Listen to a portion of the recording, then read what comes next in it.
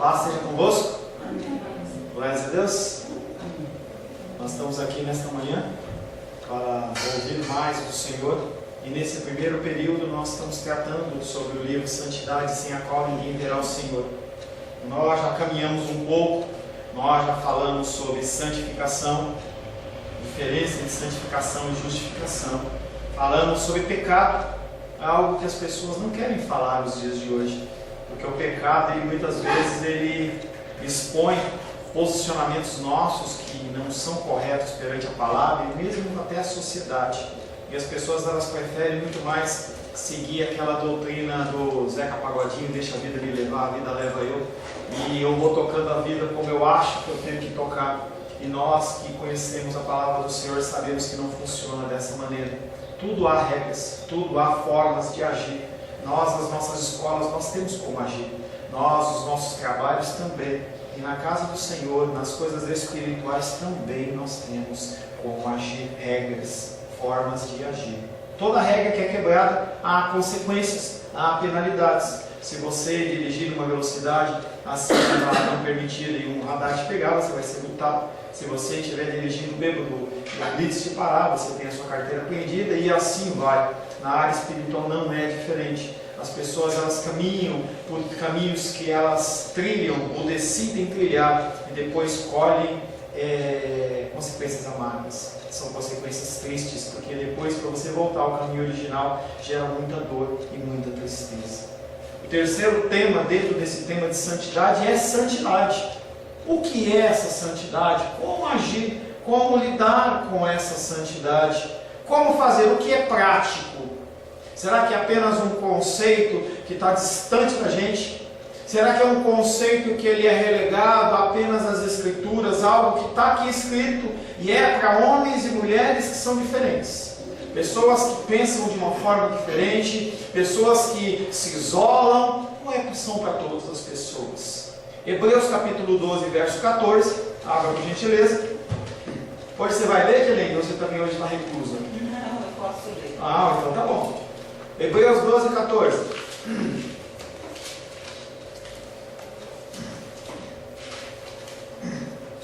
Segui a paz com todos e a santificação, sem a qual ninguém verá o Senhor. Hebreus 12, 14. Segui a paz com todos. Como seguir a paz com todos? Como conseguir esta santificação que tem como prêmio ver ao Senhor? O que é ver ao Senhor? O texto que encabeça esse título abre um tema de profunda importância. Trata-se de um procedimento prático. Não é uma regra distante, não é algo que você tem que fazer um curso, mas é algo prático. Sugere o questionamento que requer a atenção de todos aqueles que se dizem cristãos. Somos santos? Somos santos? Qual é o padrão? Qual é a referência para esta santidade? Somos santos? Nós veremos realmente o Senhor?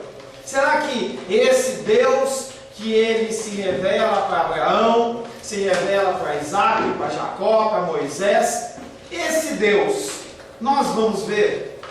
Tal indagação nunca vai ficar obsoleta, nunca vai ficar escondida, nunca vai perder a sua importância.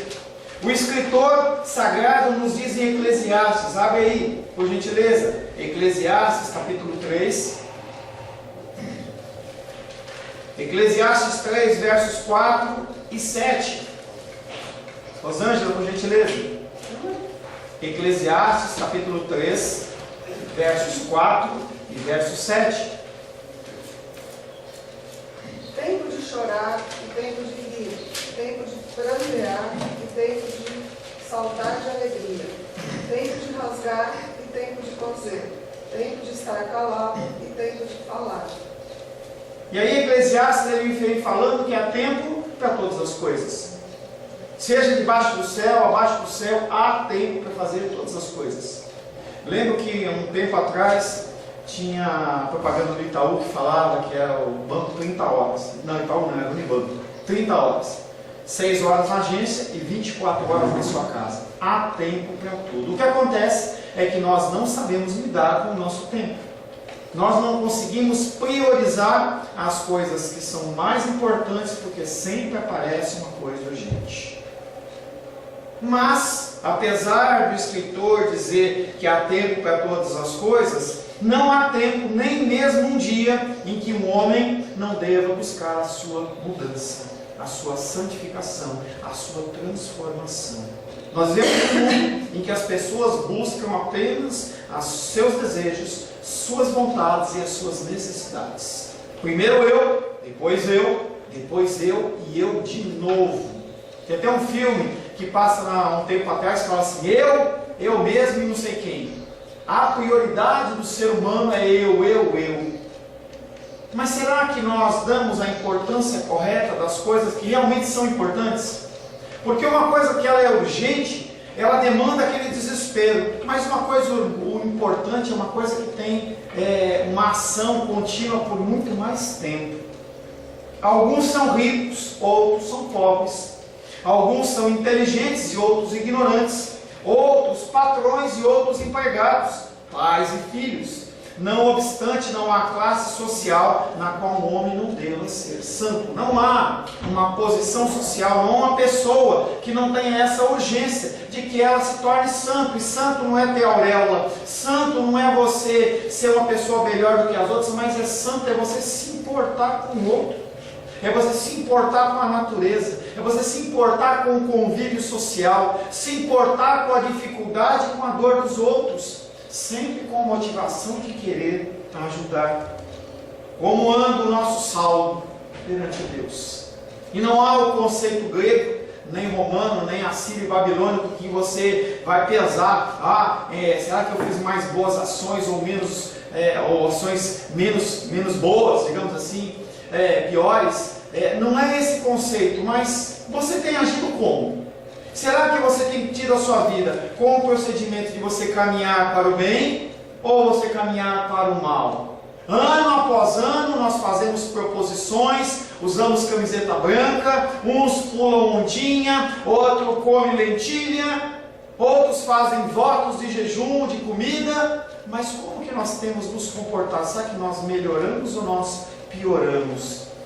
Qual é o único ponto, qual é o único meio pela qual essa santidade ela pode ser atingida? Será que é eu entrar no nirvana espiritual? Será que eu ficar lá numa posição, flor de lótus e ficar fazendo Será que isso vai mudar alguma coisa? Será que a frequência numa igreja regular vai mudar alguma coisa na vida da pessoa? E a gente vê um Brasil hoje com centenas de milhões de pessoas, cristãos professos, que não vivem nada. O Brasil nunca viveu num tamanha lama, tamanha podridão, em que as pessoas elas descobrem a podridão só de levantar uma pedra. Ações de seres humanos que não estão nem aí uns com os outros. Quando você vê tragédias como que estão acontecendo nos Estados Unidos, aqui no Brasil acontece, eu duvido que lá não aconteça também, em que pessoas desviam doações, pegam água, pegam o negócio, está vendo que o cara está morrendo de sede, e eu vou levar vantagem, eu quero ganhar dinheiro. A natureza da verdadeira santidade prática. Em primeiro lugar, procurarei mostrar no que consiste essa santidade prática. O tipo de pessoas que Deus chama de santos. Não é simplesmente eu me declarar santo. O que Deus chama de pessoas santas. Será que é Santo Agostinho? Será que é São Jorge? Será que é você ganhar um título de santo? É isso que Deus espera? Será que Deus está esperando que você realmente mude de uma forma assim que as pessoas possam falar assim, nossa, como fulano está diferente, como fulano... Será que é isso? Não se trata de conhecimento. Santidade perante Deus não trata de conhecimento. Balaão, profeta do Antigo Testamento, ele tinha conhecimento, ele não era santo. Levou todo o povo de Israel a uma perdição. Um homem chega para ele e fala assim, olha, eu te ofereço tantos mil de ouro aí, um dinheiro para você amaldiçoar esse povo. E ele fala, olha, só vou fazer o que Deus mandar. E aí faz os sacrifícios, ele vai lá e abençoa. Mas eu falei para você amaldiçoar e você abençoa? Faz de novo. e faz a terceira. Ah, desisto. E aí aquele homem olha para eles e fala assim: bom, fazer o seguinte, eu não posso amaldiçoar porque Deus não está mandando eu amaldiçoar. Mas eu vou fazer o seguinte, eu vou te ensinar como pegar eles. Vai lá e oferece as suas filhas para eles, porque as suas filhas elas são idólatras, elas seguem outros deuses. Vai lá e oferece para as filhas deles os seus filhos, que também são idólatras. Depois a gente cumprimenta, gente. Vamos descer. E aí oferece os homens para as mulheres. O que acontece é que num primeiro momento não, num segundo momento não, mas aí com o passar do tempo o que acontece é que aquelas famílias começam a se misturar, as culturas começam a se misturar e o povo de Israel passa a ser idólatra como eles eram. Balaão tinha conhecimento, mas não era santo. Não se trata de profundeza da profissão cristã, e eu posso conhecer e ter uma profissão de fé linda e maravilhosa, e Judas Iscariotes conhecia o próprio Cristo, andou com ele por 3 anos, e ele não era santo. O coração dele era movido por outras coisas, ao invés das coisas do Senhor. Era movido por ouro e prata. Não se trata de zelo acerca das questões religiosas. E você pode ser uma pessoa extremamente zelosa com o horário, você pode ser extremamente zeloso com uma série de coisas na casa do Senhor, mas o seu coração está voltado para outra coisa. Talvez que as pessoas batam nas suas costas e falem assim: olha, parabéns pelo seu trabalho, você é um cara legal, você é um cara espiritual. A gente vê demais isso nas igrejas. Pessoas que se acham os santos, e pelo seu modo de agir, eles acham que está tudo certo. Não se trata de moralidade ou de respeitabilidade externa, vestimentas, maquiagem, vestimentas de homem, de mulher, se é colado, se não é colado, se é com decote, se é com maquiagem, se não é, se é roupas talares, se é roupas limpas e maravilhosas, brancas, limpas e puras. Eu uso um sapato branco, não é o meu jeito de entoar a voz. O jovem rico, ele tinha essas características e ele não era santo. Quando Jesus Cristo olha para aquele homem e fala: o que você quer? Olha, eu quero estar contigo, Jesus. Eu quero viver com você. Tá bom, você já segue os 10 mandamentos? Sigo, e sigo firmemente. E agora, o que está faltando, Jesus? Você tem muito dinheiro. Vende as suas terras e vem me seguir. Vem depender de Deus. Vem aqui viver conforme o Senhor conceder. E eu concordo com o homem, com o jovem rico, que foi uma proposição bem complicada.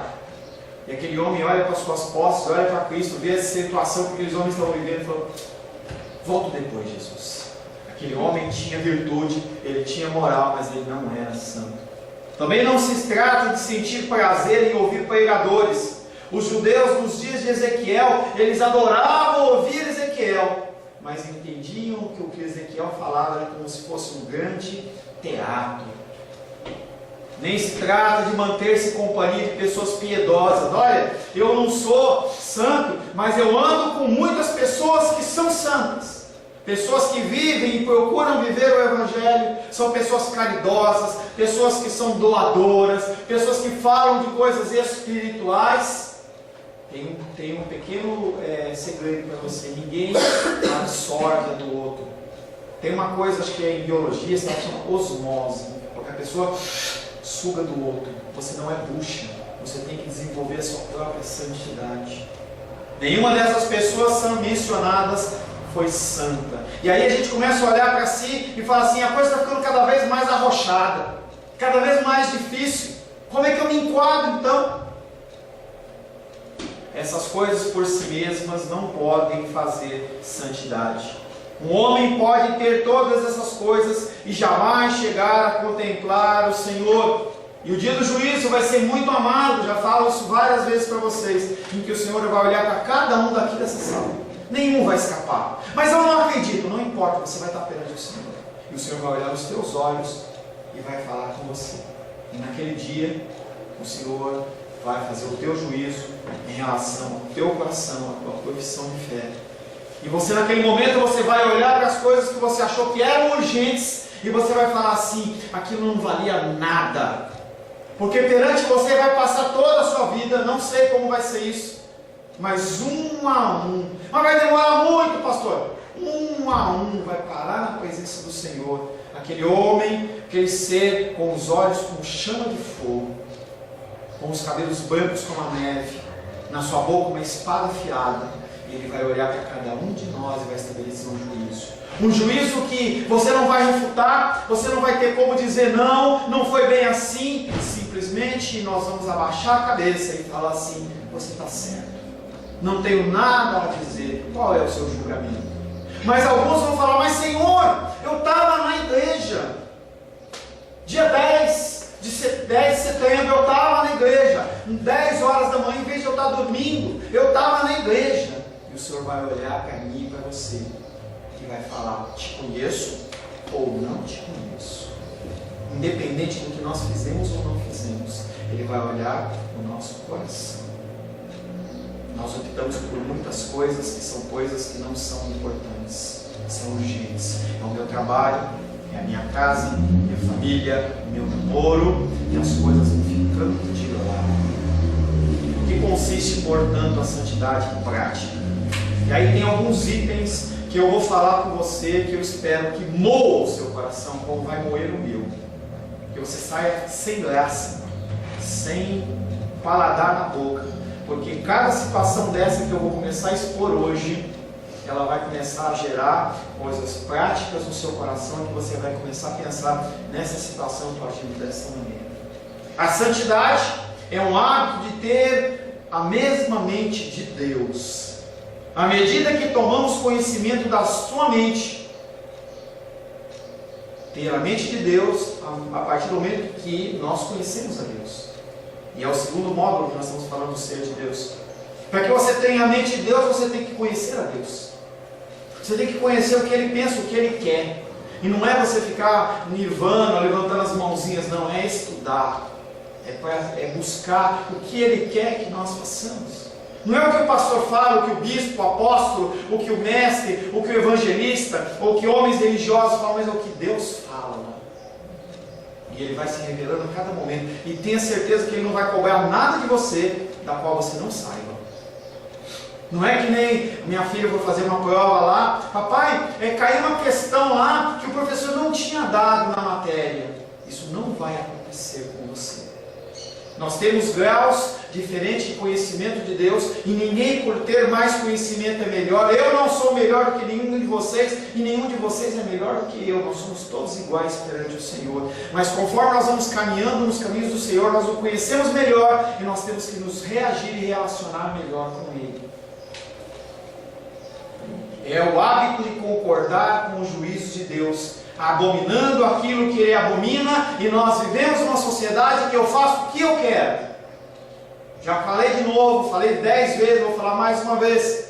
O UNB, aquela manifestação lá, contra o negócio lá da PAC, lá, sei lá, das contas lá, e aí um varal, no meio de uma quadra, e aí as meninas postaram as calcinhas dela com as fezes na calcinha e os homens nas cuecas, que lindo. E eles gritaram, eu beijo homem, eu beijo mulher, eu beijo quem eu quiser. Você não faz o que você quiser. Não é assim em lugar nenhum, em nenhuma sociedade, em nenhum clube, em lugar nenhum. E na vida que a gente quiser fazer isso, há consequências. Mas eu quero, faça. Faça. A gente tem a mania de pular para a área sexual, mas são todas as áreas. Você não faz o que você quer. Quando você faz o que você quer, há consequências. Eu já dei o exemplo da bebida, eu já dei o exemplo de você andar em alta velocidade. Experimenta. Ravena começou a estudar na UNB. Faz assim, ó, cruza o seu bracinho lá na sala de aula e fala assim, não vou estudar, não vou fazer lição. Faz isso e vê o que acontece. Porque eu faço o que eu quero. Não é assim que funciona. É um hábito de concordar com o juízo de Deus, abominando aquilo que abomina. E aí as pessoas estão lá nos Estados Unidos, uma grande parte falando assim, cadê Deus? Foi a Santa Rosângela. Cadê Deus? Deus está no mesmo lugar. É interessante que as pessoas lembram de Deus no momento da tristeza. Alguém está falecendo, está com uma dificuldade. Ai Deus, Cadê Deus? Está no mesmo lugar.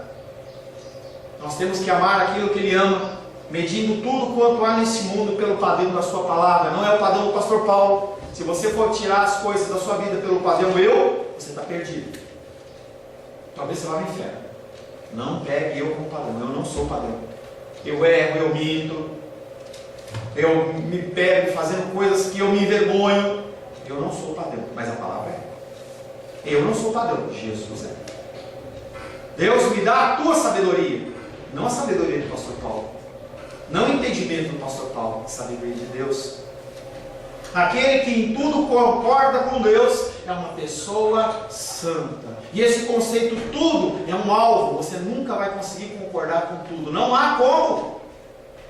Não há como. Mas nós caminhamos em direção ao alvo. Nós começamos um curso. Tudo bem, Arthur? Nós caminhamos em direção ao alvo. Quando você começa um curso, você não sabe o que vai dar, mas você se esforça para você chegar nele, no fim. É assim que nós agimos. Quando você casa, quando eu casei com Rosângela, eu não sei o que vai dar no fim, mas a gente casa com o firme propósito de se manter fiel. Um pisa na bola, outro pisa na bola, e vai indo, firme propósito. O que vai dar? Não sei. Você não tem que pensar lá, você tem que pensar aqui. O que você está fazendo hoje? Jovens olham para o futuro e falam assim: não, quando eu estiver lá na frente, quando eu tiver a idade da irmã Bené, eu penso em Deus. Cuidado, cuidado. Cuidado, porque a nossa vida ela não é controlada por nós. Um dia você está vivo, outro dia você não está. Um dia você está muito bem de saúde, outro você não está. Um dia você está correndo, encontrei quando eu fui buscar a minha tia, o cara tinha feito uma maratona de 10K, 10 km lá, saudável. Pode ser que amanhã ele não esteja andando. E a gente tem esse tipo de expectativa de achar que as coisas não vão acontecer, mas elas acontecem. Primeira coisa, santidade é ter o hábito de ter a mesma mente de Deus. À medida que tomamos conhecimento da sua mente, mediante as Escrituras. Segundo, o homem santo se esforçará. Isso é uma palavra que é recorrente na Bíblia. Esforço. Fazer força. Se dedicar. Perseverar. Um homem santo se esforçará por evitar todo pecado conhecido. Desconhecido você não sabe ainda. Por que você vai pensar nas coisas que você não faz, que você não consegue, se aquilo que você consegue, você não consegue lidar ainda? Se dedique a isso. Se dedique ao que você conhece. Mas eu conheço tão pouco. Seja excelente no que você conhece. Seja excelente no que você conhece. O homem santo se esforçará por evitar todo pecado conhecido, observando cada mandamento revelado. Terá uma decidida inclinação mental para Deus, o desejo no íntimo de cumprir a sua vontade, um maior temor de desagradar ao Senhor do que desagradar ao mundo, ou desagradar a outras pessoas, ou desagradar a si mesmo. É algo que uma pessoa não faz por si só, mas o Espírito Santo nos convence. Será que o que eu estou fazendo é correto? Não precisa ninguém falar. Já falei para vocês, todos nós sabemos o que é certo e o que é errado. Resultado de Adão e Eva, lá no Jardim do Éden. Todo ser humano sabe que não é correto você praticar uma maldade, mesmo com um bichinho. Não, a gente sabe que não é certo. O ser humano sabe que está errado, mas ele faz. Ele continua agindo. Tal homem sentirá o que Paulo sentiu. Romanos 7, 22. Gabriel, por gentileza. Romanos 7, 22.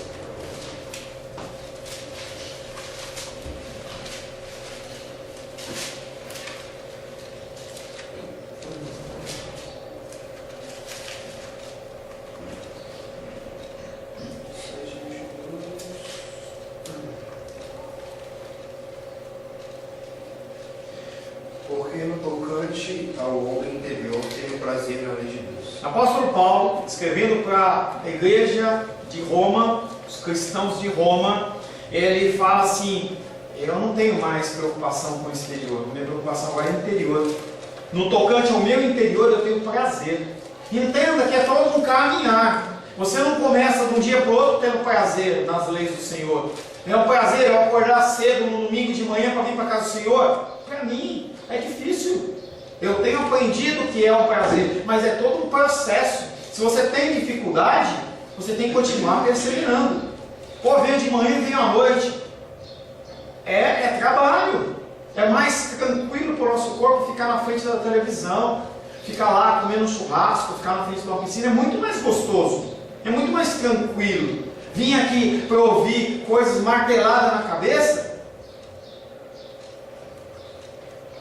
Salmo 119, 128.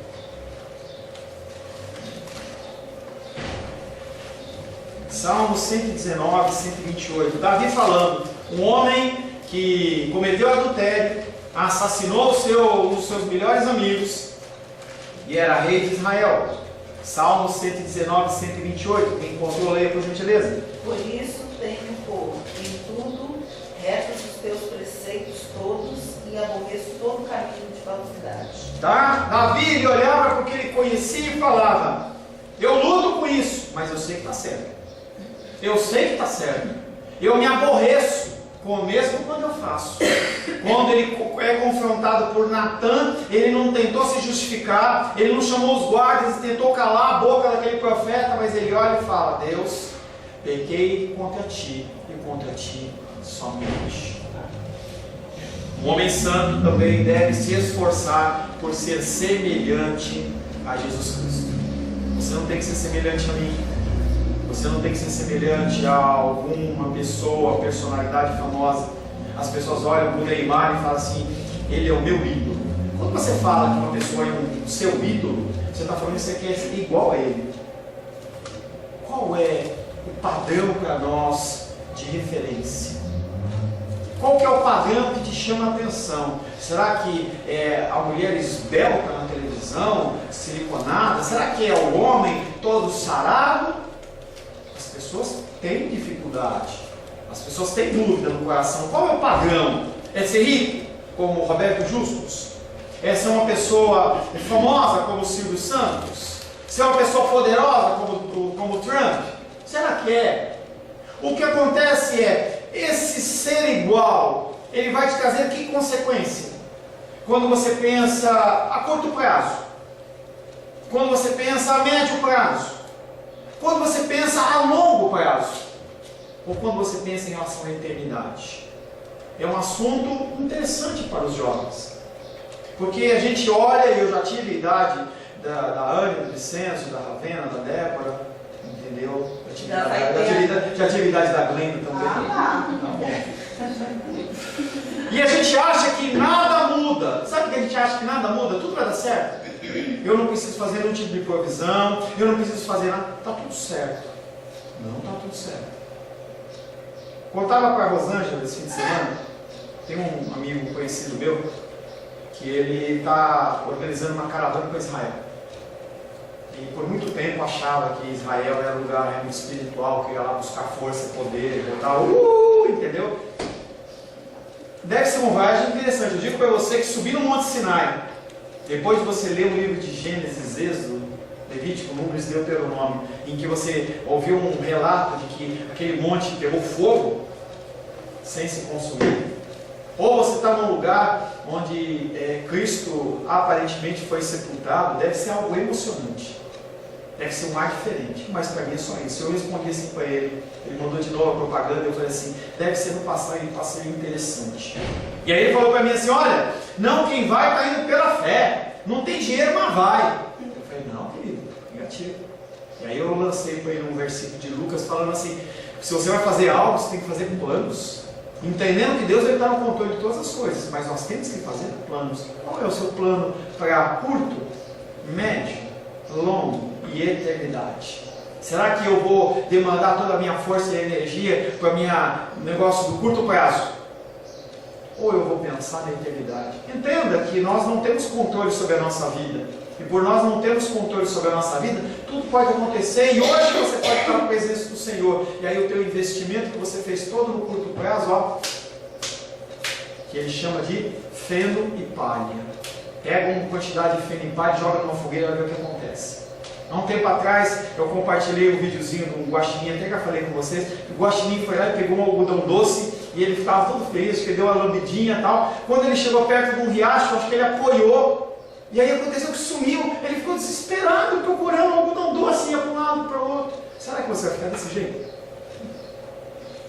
Um homem santo e esforçar-se-á por ser semelhante ao Senhor Jesus Cristo, investimento a longo e eternidade. Não somente viverá a vida de fé em Cristo, extraindo dele toda a sua paz e forças diárias, mas igualmente se esforçará por ter a mentalidade que nele havia, a fim de ser conforme a imagem do Filho. Romanos 8, 29, por favor.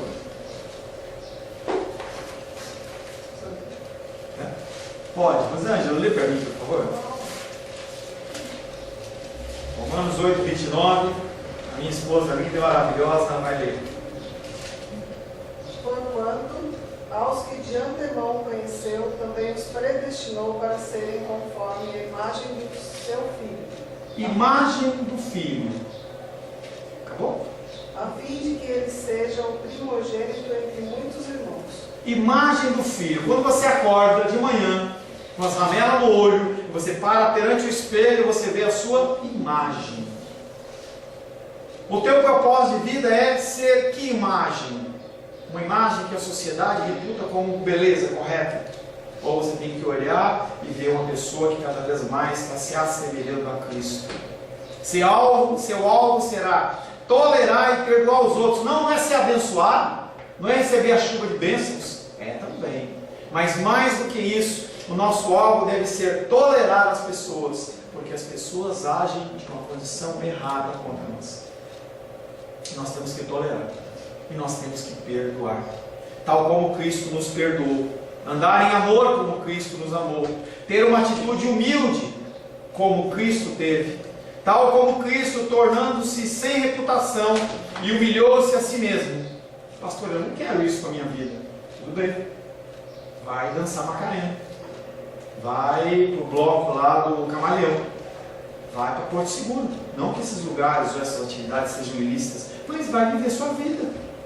O cristianismo, ele não te chama para você ser feliz. Há curto prazo, há médio prazo, talvez a longo prazo. O cristianismo, ele chama você para sofrer, em que ele te dá condições de você ser uma pessoa melhor. Quando você, no seu trabalho, na sua escola, na sua família, tenta ser uma pessoa melhor, mesmo sem conhecer o cristianismo, as pessoas abusam de você. Abusam ou não abusam, Jane? Abusam. O que nós temos que fazer? Amaldiçoar, maltratar. Agora eu vou... Não. Por quê? Porque maior dívida nós temos com Deus. E Ele nos perdoou. E isso é uma das coisas mais difíceis aos quais nós temos que lidar. Liberar perdão para quem não merece. Porque liberar perdão para minha esposa, que vai lá e cuida ela cuida de casa, e faz a comida gostosa, com diversidade, eu estou manhoso, ela me ajuda. É muito fácil. É muito fácil. O problema é aquela pessoa que pisou na bola com você. Aquela pessoa que pisou na bola feio com você. Em que você vai lá e oferece para ela amor. Amor. Já contei esse relato quando teve o tsunami lá na Indonésia, em 2000 bolinha lá. Cristãos que estavam sendo mortos, dizimados. Porque a Indonésia, se você não sabe, é um país de alta perseguição religiosa, em que você está com uma Bíblia já é sinal que você morreu. As pessoas matavam e matavam violentamente os cristãos. Quando teve aquele tsunami e as pessoas ficaram desesperadas, os homens cristãos, as mulheres cristãs compraram camisetas. Em Indonésia, pessoas de outras partes do mundo, sou da Grécia, sou cristão e amo você. Mas aquelas pessoas estavam matando. Merece qual? Merece o pelourinho. Amor. O que será que nós cristãos aqui nesse Brasil, se nós começássemos a olhar para os outros, iríamos fazer? Muito mais do que uma marcha para Jesus, muito mais do que você fazer qualquer tipo de coisa, se nós começássemos a agir no âmbito da nossa família com amor. Depois os nossos amigos e depois os nossos inimigos com amor. Em que a pessoa fez mal para você e você devolve bem. A pessoa te dá uma paulada e você dá um beijo nela. Será que essa maldade, essa malignidade iria continuar? Também haverá de se lembrar que Cristo foi testemunha fiel da verdade, que ele não veio para fazer a sua própria vontade, que a sua comida não era fazer a sua vontade, mas era cumprir a palavra do Pai, que negava-se continuamente a si mesmo, a fim de ministrar aos outros, que ele era manso e paciente, mesmo quando insultado sem motivo, que ele tinha em mais alta conta os pobres piedosos do que os reis, que era cheio de amor e compaixão pelos pecadores, que era ousado e intransigente na denúncia contra o pecado, que não buscava o louvor humano, embora pudesse tê-lo recebido, que saiu fazendo bem a todos, que se separava de pessoas mundanas, que se mantinha em oração constante, que não permitia que os seus mais chegados parentes interferissem, quando o trabalho do Pai precisava ser efetuado. Isso é o que o homem santo procurará lembrar. Ele procurará moldar o curso da sua vida com essas qualidades: ser bom, ser manso, ser uma pessoa piedosa, não olhar só para si. A pessoa está com fome, eu estou comendo uma coxinha, eu não dou metade da minha coxinha, eu compro uma para ela. Parece que eu estou falando algo de espiritismo, mas não é. É cristianismo. Falar do amor de Deus para as pessoas, porque a maior covardia que nós podemos ter é deixar as pessoas andar no caminho que elas estão andando. Pastor, só dá licença aí. Toda, minha querida. É que nós, depois não vamos ter nenhuma desculpa diante de Deus, porque Ele nos permitiu esse tempo aqui na Terra, justamente para a gente aprender essas coisas. Se todo dia você, todo fim de semana, você está aprendendo isso, e você não pratica, aí é um negócio. E essa praticar é que é o difícil, e é que eu choro, porque eu digo, não presto, não consigo. Choramos, consigo fazer tudo, mas porque estou tentando. Dia após dia eu me envergonho de estar na frente de vocês. Dia após dia eu me envergonho. Porque isso que eu estou lendo eu não vivo, não consigo. Quando alguém pisa no meu carro, eu quero dar um murro na cara. É isso que é o meu coração. Mas é o coração que tem que ser transformado e mudado. Porque a referência não é essa. A referência é você fazer as coisas segundo Cristo fez. Nós temos que lutar. É luta constante. Enquanto nós estivermos vivos, isso vai acontecer. 2 pessoas foram tiradas do mundo. Primeiro, Enoque. Enoque olhava, Deus olhava para Enoque, como ele caminhava, e falou assim: vou pegar Enoque para mim. Segundo, Elias. Um carro do fogo parou, entrou, não sei como é isso, se é simbólico, se não é, entrou e ó, não se viu mais Elias. 2, enquanto bilhões, trilhões de pessoas que já habitaram na terra. Então todo ser humano tem essa dificuldade. Buscar o padrão de excelência que chama-se Jesus Cristo. Dia após dia, após dia, após dia. 2 versículos para nós finalizarmos. 1 João capítulo 2, verso 6. Débora, por gentileza.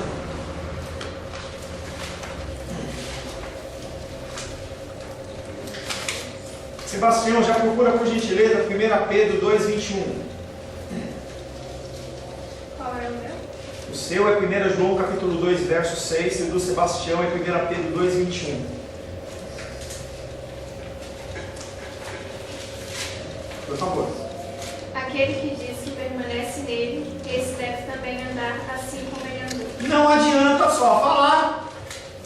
Não adianta só falar. Ah, eu amo a Rosângela, mas eu maltrato, eu falo mal, eu não cuido dela, eu não ajudo. Que amor é esse que se move dentro de mim? Se você diz que é, seja. Sou ateu. Tá bom, sou ateu. Então, se é ateu, quando a coisa pegar, não vem com essa de ai, Deus me ajuda, porque é isso que cada um faz. Ah, eu sou qualquer coisa, eu não acredito nisso, naquilo. Tudo bem, viva como? Mas deixa outro de lado. E a pessoa ela fica num pé e no outro. Num pé e no outro. Tem uma expressão interessante que fala na Bíblia que você não deve cochear entre 2 senhores. E cochear é esse osso aqui, você joga a coxa para um lado, coxa para o outro. Parece aquelas danças de Rick Bra, né? Entendeu? Ainda bem que tem um altar aqui na frente, você não precisa não ver o Rick Bra, né? Mas é isso aí. Você imagina você caindo para um lado, caindo para o outro. Se você é, seja. Parece redundância. Se você é, seja. Se você não é, não seja. Vai viver a vida. pelo menos você viveu a vida de uma maneira, ufa, eu não fiz nada, eu vou ser punido, mas pelo menos eu fiz. Agora, a vida religiosa ninguém merece, né? Sebastião, por gentileza. 1 Pedro 2:21. 2:21. Porquanto para isto mesmo fosse chamado, pois que também Cristo sofreu em vosso lugar, deixando-vos exemplo para seguirdes os seus passos. Feliz é aquele que aprendeu a fazer de Cristo o seu tudo, não a minha esposa, não os meus filhos, não o meu trabalho, não as minhas posses, não as coisas do dia a dia, os meus hobbies, mas Deus sendo o meu tudo. Eu não estou falando para você com uma caverna, não estou falando para você ser monge, ser freira, nada disso. Eu estou dizendo para você entender que Deus ele é tudo na sua vida. Ele tem que ser tudo na sua vida, porque se você se apoiar no outro, já era. Se Sebastião se apoiar na Glenda para ser feliz, já era. Se eu me apoiar em Rosângela para ser feliz, já era. Não há como nós nos apoiarmos em outros, porque as pessoas nos decepcionam. Estou vendo lá, lindinha, a namorada do Vicente, está lá, mãozinha dada, tal, que lindo, entendeu? Mas essas coisas passam. Há momentos que tem vontade de ficar de lá, entendeu? E se eu não tenho só essa pessoa, como é que eu fico? Fico desesperado. Depressão, depressão, depressão, depressão. Síndrome do pânico, pânico, pânico. Por quê? Dependência do homem. É claro. Você só suspirou. Feliz aquele que já aprendeu a fazer de Cristo o seu tudo, tanto na salvação quanto no exemplo. Muito tempo seria poupado e muito pecado seria evitado se os homens indagassem de si mesmos com maior frequência: o que teria dito ou feito Jesus Cristo se estivesse no meu lugar? Essa é uma frase importante para você, que talvez você não lembre de nada, mas se você lembrar disso, em alguma situação da sua vida, o que eu vou fazer? Essa semana, uma pessoa ela me ligou, estava conversando, e ela falou assim: pastor, essa semana não vamos poder nos encontrar. Eu falei: que pena, né? Inclusive eu recebi Santa Ceia para você e tal. Ela falou: não, eu tenho que ir para um outro lugar, outra cidade. É mesmo, irmão? É ruim mudar virtualmente para lá. Mudar virtualmente para lá? Não é isso, cara. Não, é o seguinte, na minha empresa, onde eu trabalho, eles estão dando um auxílio para quem mora longe. Então, um auxílio transporte. Todo mundo está fazendo, pastor. Vai ser uns 200, 300, 500 reais a mais dinheiro na minha conta. E eu estou indo lá porque eu conheço um fulano lá, que ele faz uma escritura de gaveta, e eu vou apresentar no trabalho, 500 reais a mais por mês. Estou chutando, ele não falou valor. Aí eu falei: você mora lá? Aí ele já gelou no telefone. Não, mas sabe como é que é? Eu falei: você acha que é certo? Você reclama da corrupção? Você está feliz com a corrupção do povo, dos governantes? Das malas de dinheiro? Você está feliz com os desvios da Petrobras? Você está contente com isso? Lógico que não, pastor. E comigo você está fazendo a mesma coisa. Eu falei assim: cara, eu não vou falar mais sobre isso com você. Vou continuar te amando, mas você está errado. Você não precisa disso. E ainda vou te dar um alerta. Você, como cristão, é capaz de ser o único que vai ser mandado embora em relação a isso. Entenda isso como maldição ou não maldição. O que teria dito ou feito Jesus numa situação como essa? Será que ele teria esse lugar? Feche seus olhos. Senhor Deus, iniciamos esse tema duro, difícil, que confronta a nossa vida, o nosso modo de agir, o nosso ser.